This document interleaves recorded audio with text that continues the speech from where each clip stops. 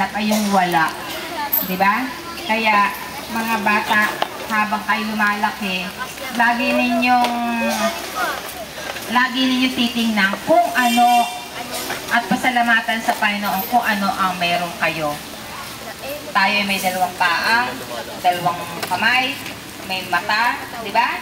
Yung iba nakakita na kayo ng walang paa na bata na gumagapang lang sa kalsada, pero nagpipilit sila na maglakad at naghahanap buhay.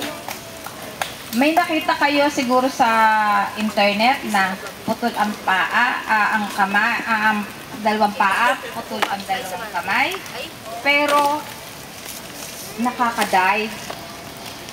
Nakaka-dive, nakakalangoy.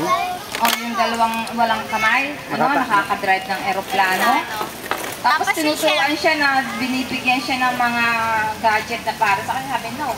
Sabi niya, gusto ko ay gumalo ako ng katulad ninyong normal. So, nakapagpalipad siya ng eroplano. Wala siyang kamay. Gamit niya lahat ay paa. Or,